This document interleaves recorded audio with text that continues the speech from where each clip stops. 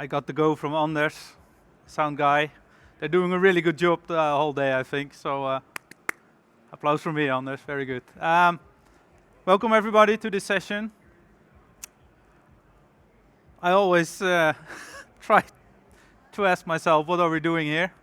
And I'm really excited to see that there are people that showed up for this session, because it's not the most popular thing to talk about. It's a bit boring sometimes, and I think especially developers have something else to think about. So I have an idea why you people are here, and it's often the case that some people that works in security says, hey, we need to do something with vnets. We need to secure something. So I hope to help you kind of understand the basics in terminology and how things are put together. Yeah, so let's kick it off. My name is Bastiaan Wassenaar. I live in Vos. And on the west coast, I say I live in Boelstad, and they all start to laugh because it's a very small town. But if you like salmon fishing, you probably know that town, because we have we had the biggest salmons in all of Norway in our river. I really like technology and talking about it, but I really like that's making music. So if you're done with the talk and you want to talk to me about something, we can talk about vnets, or we can talk about music. So these are my bands. And I also organize an open mic in Vos where people can perform their art. So we had one last Saturday, and there was this old woman she was 83-year-old playing Schubert.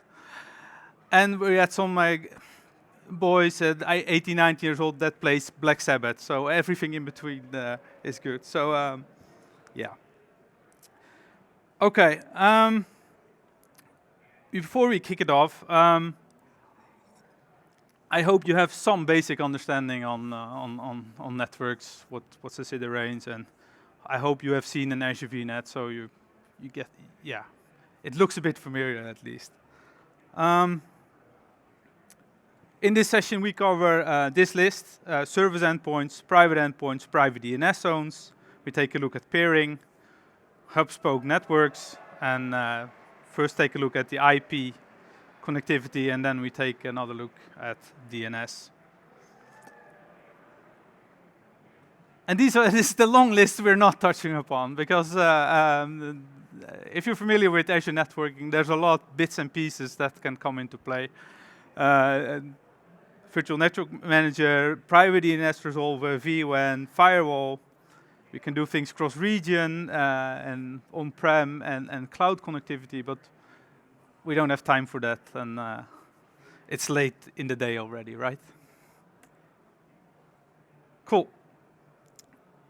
And just when I was doing my demos, I realized I made a real rookie mistake.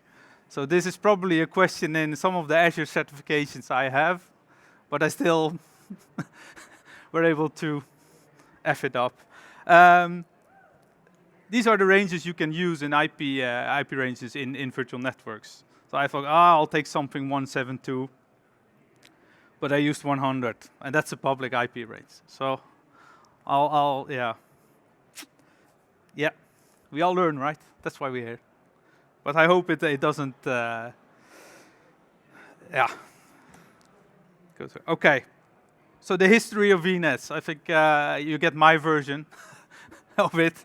But this is how I, in my years with working with Azure, experienced it. So, in the beginning there was the cloud. I think Azure, where I live during my work week, was announced in 2008 as Project Red Dog, and I think later on it was rebranded to first. I think it was called Windows Azure, and then 10 years ago it was called Microsoft Azure. Yeah, and it promised us everything, right? We should save costs, everything would be simpler, and all those kind of things. Little did we know. So this is a very well-known picture from, I think, around 10 years ago,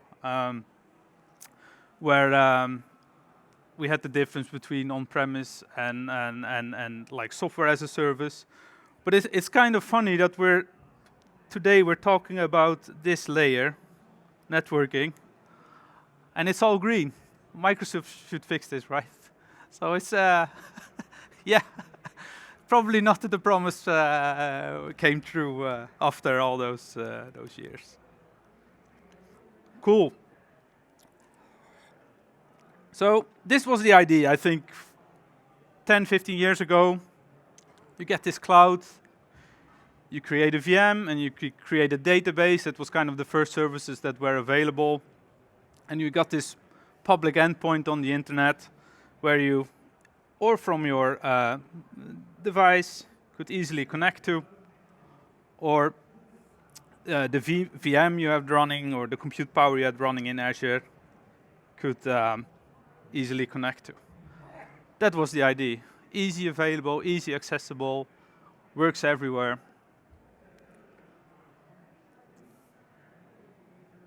And then it was like, yeah, but no, but yeah, but no. We don't want things on the internet. We want it secure. We want something that we can have control over. Especially think the early days when we still had on-prem data centers where security was very like network, compute, and all the. So we had a completely different mindset when it came to security and network security. So, okay, they had to think of something. So the first thing they came up with was service endpoints. And I think still to today, this is one of the best solutions if it complies with your standards and the way you want to drive security. A service endpoint. So what they did is they have their own network, their own backbone network in the Microsoft data center. So they made it possible that on the Vnet, on the subnet, you could just enable a thing called service endpoint for, in this case, Microsoft.SQL. And what happened then, instead of that the traffic would be routed over the public internet, the network magically found a way from the VM over the backbone to this public endpoint of the database. So this was already a step up. Just to show how that looks in practice. So I have set up some VMs like just I showed in the example, and I'm now trying to ping this database. I get the response, and you can see that the IP is public internet, 51 dot something. This is SQL Management Studio. Do the same thing. I connect to the database, log in with my Azure account, and look, we have databases. Very nice. But now I want to enable this service endpoint. I want to not go over the internet to public internet, but do it via this service endpoint. Let's see. One of the reasons I created video, some things with network take a very long time, so I wouldn't wait for 10 minutes with you guys for a firewall to propagate its changes, so that's why I made videos. So here we have the subnet. We scroll down to the list with service endpoints. We choose Microsoft SQL. As you see, there are many other servers you can enable it for. And we click Save. As you see in the top, I speeded this one a bit up.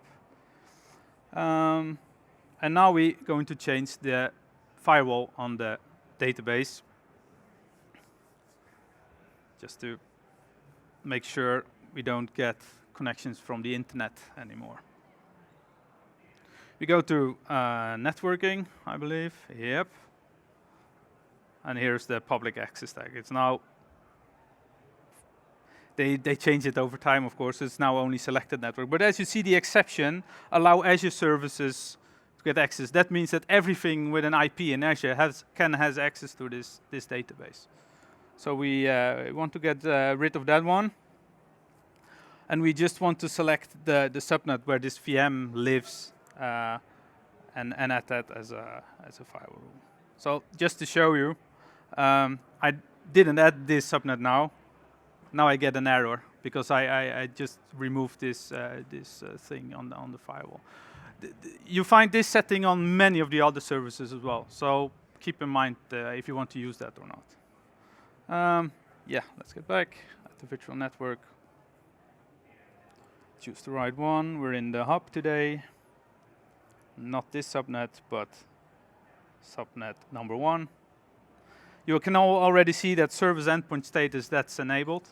So that's it checks. If it's not enabled, this probably won't work. It's added. Get back to the server. I think, if I remember well. Try again, and we're connected. So now we're using the service endpoint Microsoft backbone, and then we're good to go. And the fun part is, if we do a ping, we still get the response from the same IP address, but we're now using the Microsoft backbone. Cool. So that's service endpoint. Especially the earlier services supported, like SQL, Key Vault, storage accounts, all that type of services. You also gain performance. So in many cases, we've seen if we enable service endpoints, you don't get all the internet traffic and all the checkups Microsoft has on that route. It goes a smoother route, so less hops and more directly to. So you can gain some milliseconds there if you're lucky. And this is the easiest way. If maybe this is good enough for you, use this, because it's not only the network. You also have zero trust, like identity is the new firewall, right? So with your authentication, that's where you should probably focus more on, in my opinion. And this comes with no additional cost. Keep that in mind. So yeah, this is a list we just saw in the list. So you see Cosmos, Event Hub, Key Vault, all the fun stuff. Cool. So far, so good. Right? Okay, I see people nodding. Thank you. Yeah, good. I'm not going insane yet. But this was still not good enough, right? There were, especially like 10 years ago, the discussion was with the security people. Yeah, but what happens on the Microsoft backbone? I don't have control over that. We need something better. And then they introduced something that was called Private Endpoints. And yeah, server endpoint, private endpoints. So basically what a private endpoint is that I go to the SQL server and say, I want a private endpoint, and that just means taking an old school network cable, put it in one device, and put it right directly in the switch where you want it to have. So you create this super secure connection. I think in the network people use VXLAN or something like that, where it comes in. And you just create a connection right into the subnet. So what you then get, and it's an endpoint. This is really important to understand. It's an endpoint. It's only for traffic to the database. It does not give the database or the other, what's on the other end, access to your network. It's one-way traffic. That's really important to know. So what happens next is that this VM now can directly talk to this database with an internal IP it knows in the same subnet, so you have a very secure connection in that way. So let's do that. Go to our SQL server, to networking again. We use the private access tab, and there it is, create a private endpoint. The fun part is, it's not only one, you can create several. So if you maybe have several networks this thing need to be available in, you can create several for one resource. Give it a name. It's like, need to fix it because of the naming convention, of course.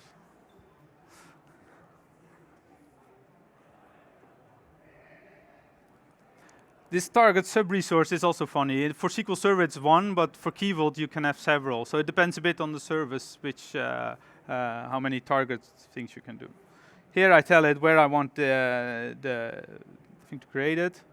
We create a private DNS integration. We'll talk a lot about that later on, so don't, you can forget it for now. and we get going. Oh, I don't have sped it up enough, I see.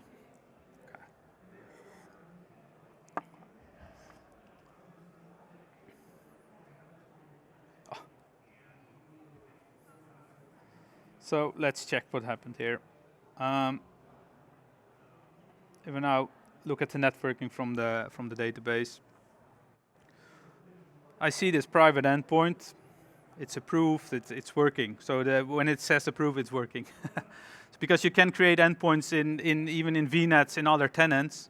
Then the other side need to approve. You want to create this thing so that there is you're able to do network traffic. And if you now look at the VNet, you see this this network interface with the same name as the private endpoint. So basically, a private endpoint is just a network card for the resource you're connecting it to. Yeah, you see it here in the resources as well. Private endpoint and a network interface. Cool.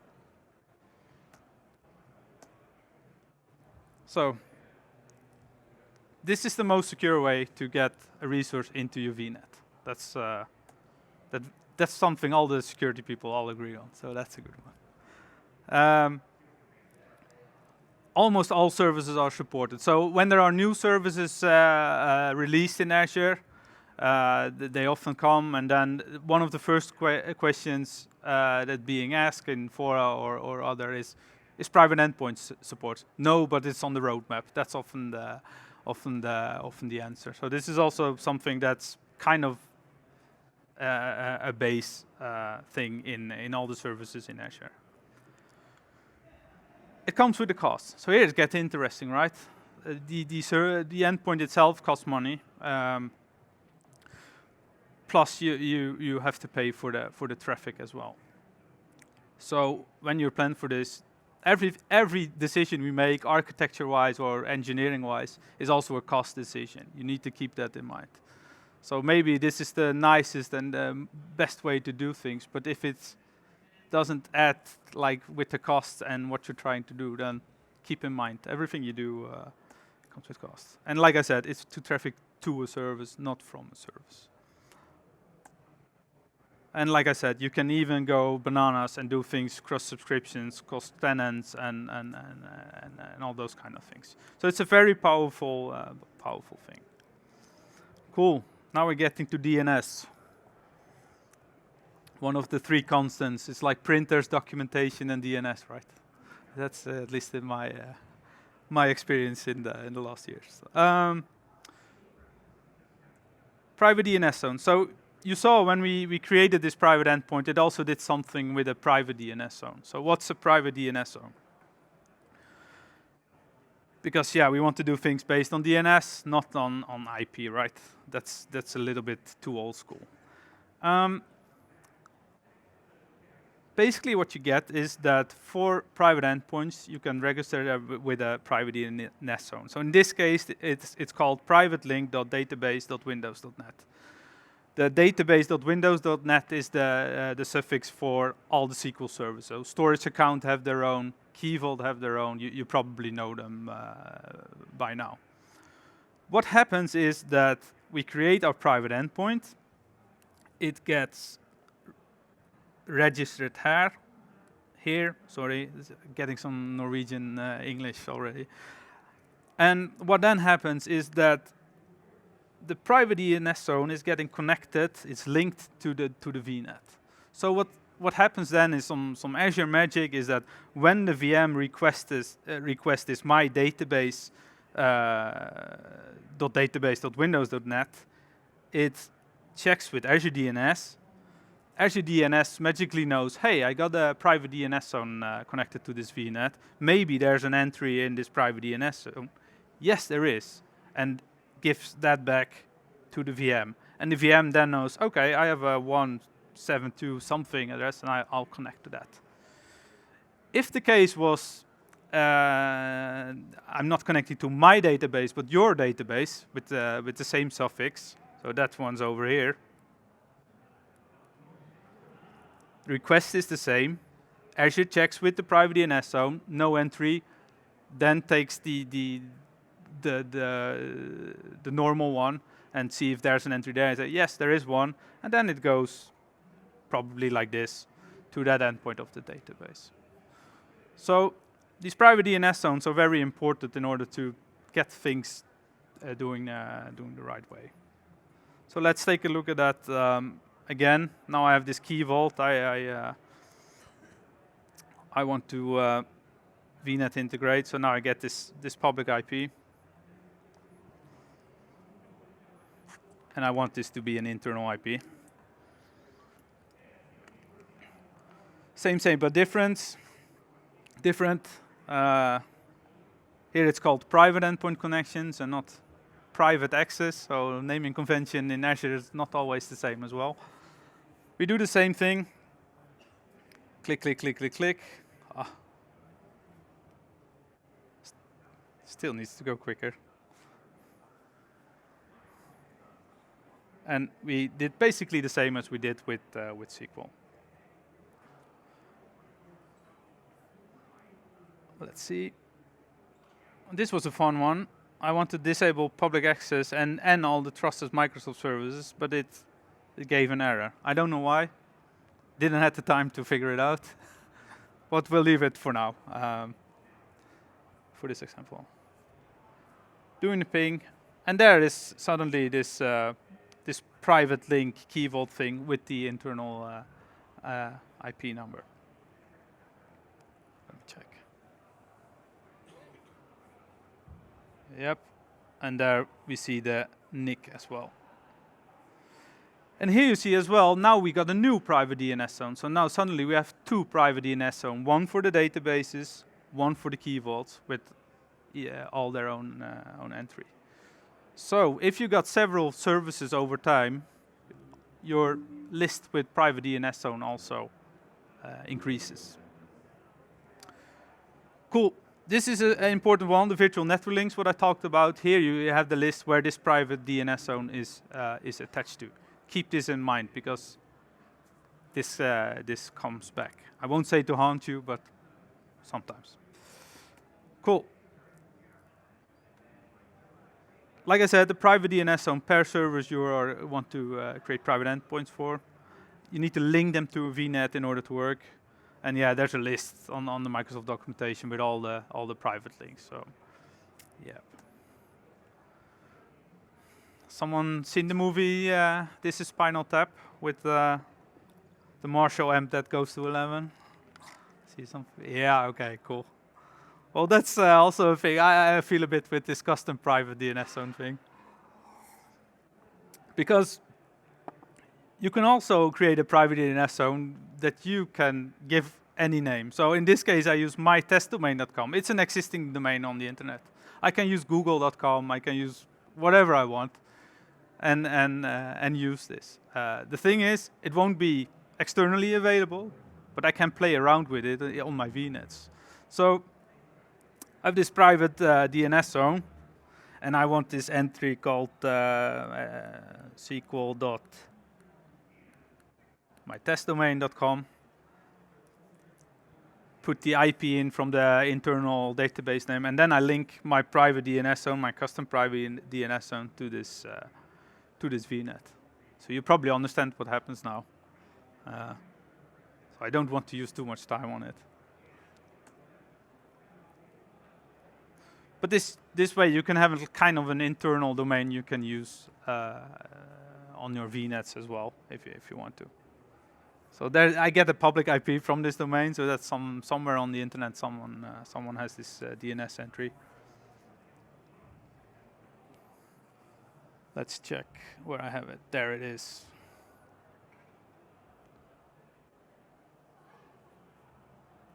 And this just looks like normal DNS, like the public DNS service in Azure well. So it kind of works the same. I'm adding an entry for SQL.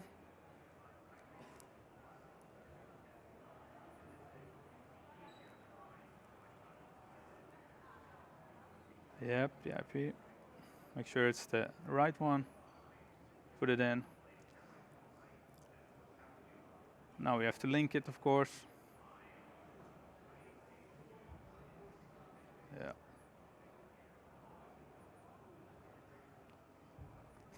The reason I'm showing it, because this linking is very important.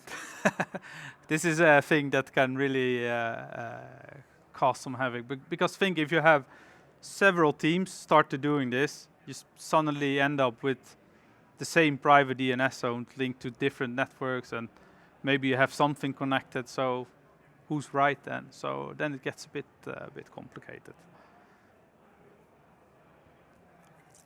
I still get the same. Problem is, with DNS, if you're going to change these big things, you need to reboot this VM in order to get the new DNS things in order it to work. So rebooted it, and now we get the right thing. So I think the phrase "it's always DNS" still counts in 2024. Cool. Can be whatever you want. Be careful. I think you understand all the endless possibilities that can go wrong over here. Cool. Now we get to the peering part. Before we jump into Hubspoke. And this is where it gets funny. If you start doing this, 2 vnets you have control on. If you have maybe 3 or 4, okay, you need to understand what you're doing. But if you have more than 4, yeah, you can be in a world of pain. I see some people smiling, so some experience in the audience. So what I always do, because like you've seen, I already chose the wrong CIDR range, find the people that know network. It's often in the security corner. Maybe you have a network ops department, team in your organization, and start talking. There's always 1 or 2 that want to know the new stuff, especially in Azure. So team up and make it work. This is an important one. You cannot have overlapping IP range. What happens in practice is that teams start doing their own VNets, and out of the box it's 10.0.0/16, and suddenly you have 5 VNets with 10.0.0/, and they need to talk with each other. You're in a world of pain. People need to redeploy their infrastructure and all those kind of things. The network really needs good planning, and especially for you guys as developers that basically don't want anything to do with all of this, right? You just want to deploy your stuff and don't think about this. Yeah, and then you have the cross-region thing. Maybe we want to do disaster recovery in Ireland when we have everything in West Europe. Then it gets really, really funny. But let's keep with the basic. I want to mention Azure Virtual Network Manager. It's a new feature that really solves a lot of the pains that are involved with this. So if you want to make a smart comment to your network people, you just Azure Virtual Network, take a look at that. It will work. Cool, peering.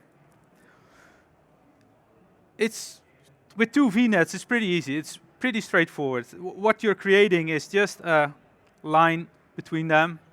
You put them together, and they magically know each other IP ranges and will find the thing. You can secure it with all the network security groups and the way you want it, but it's basically in the fundament is just putting a cable from one switch into another and make sure you can talk with each other. Fun fact.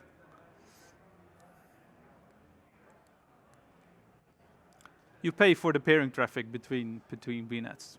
That's sometimes an oversight, but it's often very needed. So, for example, if you have a Kubernetes cluster with your own VNet, you want to pair it with something else because you want to be able to replace that Kubernetes cluster and maybe do some new networking. Maybe you have several VNets you want to. So, I don't think in practice you will avoid peering, but again, it comes with a cost. So let's do this. In the example I'm going to show you, I just want to ping from VM1, that is in Spoke 1, to the VM0 in the hub. Let's see how that goes.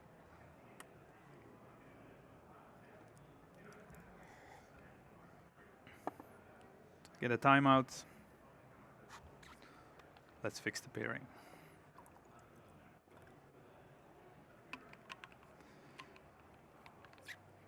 go to my Vnet. And then there's this thing called peerings. I already made 2 for Spoke 2 and 3, so this example I'll create one for Spoke number 1. And it was a little bit late when I made this demo, so I read the wrong way around. So naming convention is again wrong here. But basically here you see, especially you see what happens on the bottom.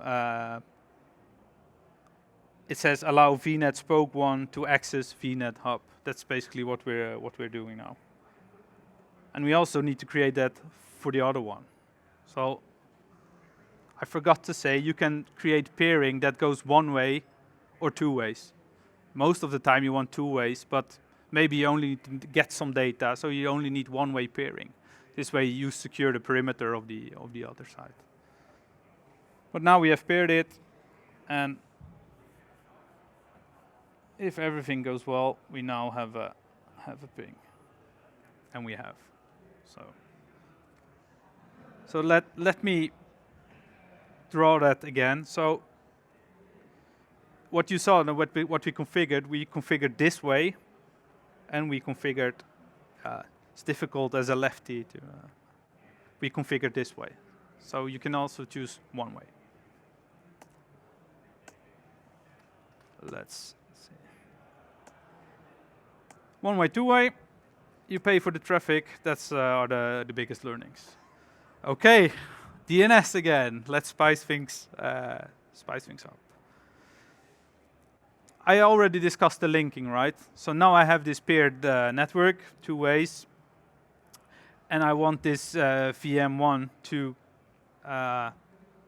either go to the private endpoint of the database or the other VM. And as for now, only the private DNS zones are linked to this hub Vnet. So what happens when VM1 starts asking about this database? This Azure DNS server will give the public IP back because it doesn't know anything about the private DNS zones. So that's why we need to link those in order to make it work. I think I'll skip the demo because I think this is pretty obvious, right? We have talked about the private DNS linking, so we'll skip that one. So I need a break. We're getting there, people. You can smell the beer. I see it. Hubspoke Vnet. So I think we need to agree on what a hub and spoke is. This is one of the most fancy bikes you can get in the Netherlands. It's a Van Moof. And I think the fun fact with this bike, it's fully digital. You need an app to unlock it and that kind of stuff. And this company almost went bankrupt, I think a year ago. And if you can't pay your AWS bill, it's very hard to open your phone with your app, your bicycle with your app. So it's a bit like you only have one job, but okay. But I use the bicycle often to show what a hub and spoke is. It's just the wheels. So you have the hub in the middle, and all the spokes connect to that one. So the hub is where it all happens. So there's also network-wise. So what you basically want in practice is, especially if you go multi-region, you want to have one hub, all your spokes in that region, create another hub in the other region with all their spokes, and then do something smart in between. And yeah, so that's Hubspoke. That's setup. So here we have a simplified setup, and now I want to connect from VM2 to VM1. So one peering. So let's take this one. We have seen out of the box they know about each other's IP ranges. But if we pair it like this, Spoke 2 doesn't know anything about Spoke 1. And it doesn't get the information from Spoke 1. So if this VM2 wants to connect, just the wrong IP addresses, to VM1, yeah, how are we going to solve that? So we need something to solve that. First of all, we need add some settings to the peering. So it's an extra check mark that says allow also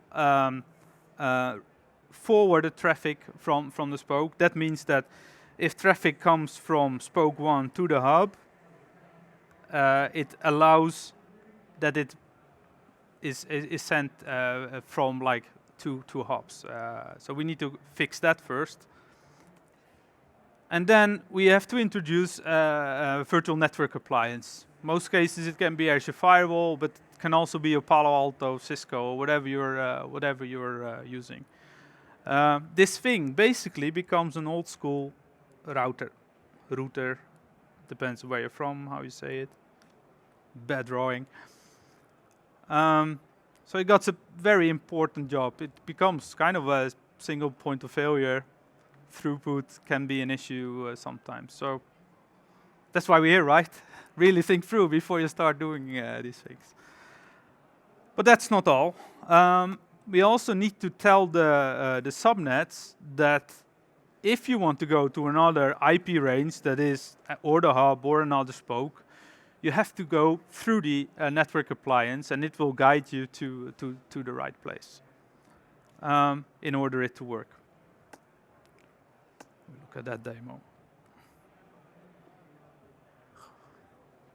So I'm on this VM in spoke 2, and I'm trying to ping the VM in spoke 1. It needs to make a hop to the hub, and then to the spoke.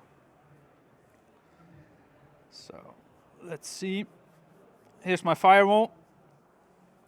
I configured it so it just routes all traffic, but here you can also add a lot of security, right? That especially the traditional security people and network people like. It's in the hub. It has this private IP with 0.4 at the end, and now I have to fix my spoke first.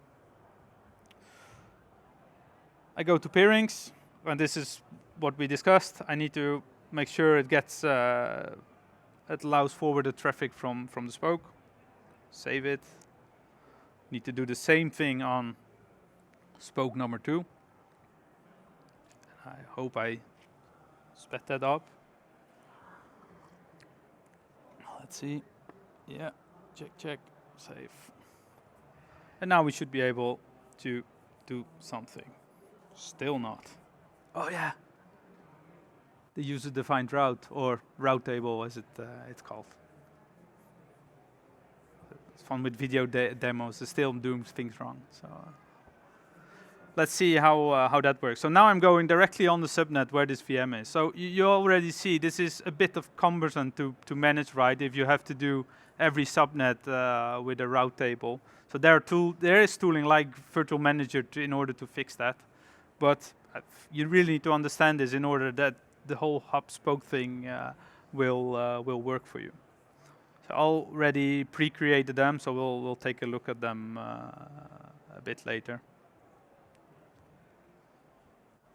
And fix that for...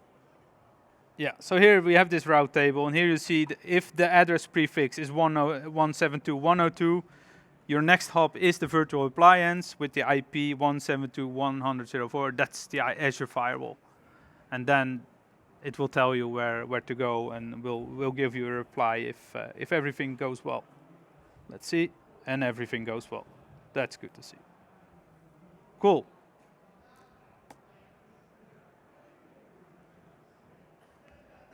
Plan it with the right people. That's also maybe a key here. You get a dependency which is called the virtual network appliance. And it becomes, you can solve it in different ways, but it all adds up on complexity and cost, right? So, yeah. I'm feeling now a bit like this guy at the end. We're getting there. We're getting there. I see you're getting tired, so but we're almost there. So let's go to 11. This one goes to 11 again. Add some DNS. How will that work? So in this drawing, if we now I have only drawn 2 spokes. What if we have this bicycle with this 50 or more spokes? How are we going to manage that? Are we going to link all these private DNS zones to all these individual VNets, or can we do something else? We can do something else. That's the answer, obviously. Let me draw it first. What we then need to do, what you already have done, is link this private DNS zone to the hub Vnet. And now you get a very good challenge. Now you want to basically manage all your private endpoints from all your subscriptions, from all your teams in these private DNS zones. So here you need some platform engineering that makes something smart that can populate with and delete all the entries. That's a whole other story. But what we then do is make this Azure firewall also a DNS server. So that, because the firewall is just basically a bunch of VMs in the background that knows the network inside that VNet. So it will do the same route as I showed you with DNS. It checks with Azure DNS, is there a private link, is there an entry, yes or no, and then decides on that. But what you then need to configure for all your spokes, instead of using the native Azure DNS, you need to configure custom DNS on your VNets. So in order that it uses the firewall as your DNS server then. I think everybody will understand that. So this is how that looks like. Let's see. I had an entry for VM1. I get this external IP from the people who own this domain. And now I need to fix this. So first I have to, I know already that it's connected to the hub. I have to fix the firewall, that it also supports DNS. Go to DNS here and enable it. And when we enable it, you can use the default Azure, so like we did, but you can also add a custom DNS server here as well. So now it gets really, yeah, you can go all the way. But we use the default Azure in this case. Apply it. I think I sped this one up 20 times, or maybe even 30, because it takes time when you do things with Azure Firewall. So let's see. Now we need to fix the custom DMS. So on the VNet, we go to DNS servers, and instead of the default one, we add the IP from the firewall. And this is where I effed up, because this IP is external. It's not an internal VNet thing. So it will check DNS, whoever owns this IP on the internet. So yeah. Of course, I fixed my demo and added my host file on the server, so you get a nice reply now. But this is Yux. So, and again, if you do these big changes with DNS, you need to kind of reboot everything in your VNet to make it work. Cool. DNS. It won't change. It's always difficult, I think, especially when we go to a heavy setup like this. I'll leave you to it now, but I hope you get kind of the gist here, what you need to think of when you start doing these things. So when someone is coming in shouting, we need to secure, we need to do VNet, I hope you have at least understanding all the bits and pieces that needs to come together for it. I feel a bit like this right now. Maybe you feel a bit like the same, but find the right people and you'll make it work, because yeah, it's possible with the right people. Thank you very much. If you have any questions, just come forward. Leave choose red, yellow, or green what you think about this session, and we can talk about music in the evening as well when the band plays. So, thank you.